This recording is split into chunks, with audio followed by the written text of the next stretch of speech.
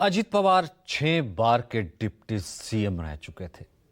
अब जाहिर सी बात है, राजनीति में चाहने वालों की संख्या उनकी काफी रही होगी। बहुत ज्यादा ग्राउंड से जुड़े और पॉपुलर लीडर थे। सुबह जैसे ही हादसे में उनके निधन की खबर आई, हर तरफ मातम बरस गया।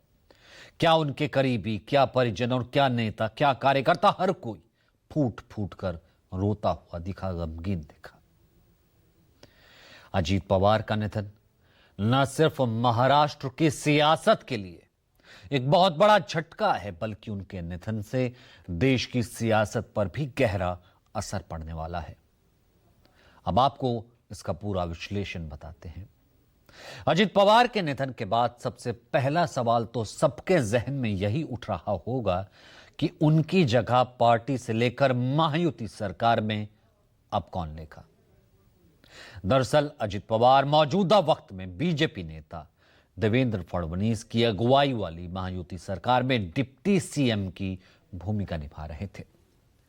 वे मूल एनसीपी के राष्ट्रीय अध्यक्ष यानी सर्वेसर्वा थे, जिसका चुनाव चिन्ह घड़ी है।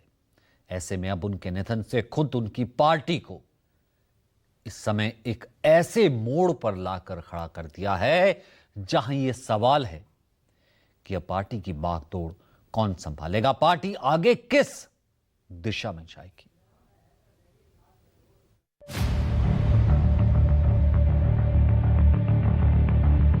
अजित पवार की मौत ने उनके गुट को भी असमंजस में डाल दिया, क्योंकि वही गुट के मुख्य चेहरा थे।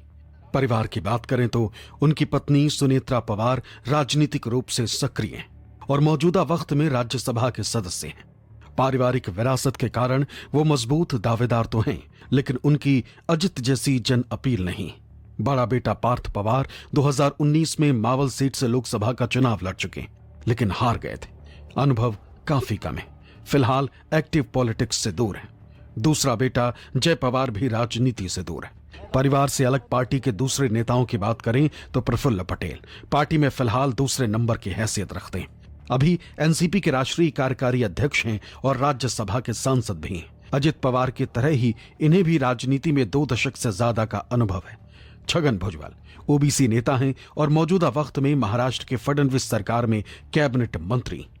राजनीति में काफी लंबा अनुभव है। इसके अलावा सुनील तटकरे जो एनसीपी के महाराष्ट्र अध्यक्ष हैं, इनकी भी दावेदारी मानी जा सकती है। ये तमाम नेता भले ही सियासत में लंबा अनुभव रखते हैं, लेकिन कोई अजित जैसा करिश्माई नहीं जो पार्टी को आगे ले जा सके।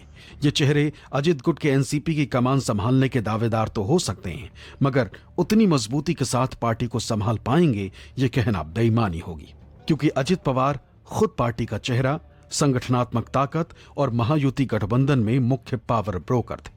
उनकी जगह लेने वाला कोई दूसरा नेता उनके जैसा करिश्माई जनसंपर्क और विधायकों पर पकड़ रखने वाला नहीं दिखता। कुल मिलाकर देखा जाए तो गुट में कोई एकल ताकतवर नेता नहीं है जो अजित पवार की जगह ले सके। ऐसे में अगर इनमें से किसी के हाथ में पार्टी की बागडोर जाती है तो इससे गुट कमजोर पड़ सकता है। सियासी गलियारों में चर्चा है कि ऐसे में बीजेपी अजित गुट के एनसीपी को हाईजैक कर सकती है। लिहाजा कयास लगाए जा रहे हैं कि अजित पवार गुट फिर उनके चाचा और पार्टी के असल सूत्रधार शरद पवार की ओर लौट सकता है। और अगर ऐसा होता है तो महाराष्ट्र से लेकर केंद्र तक की सियासत में बड़ा उलटफेर देखा जा सकता है।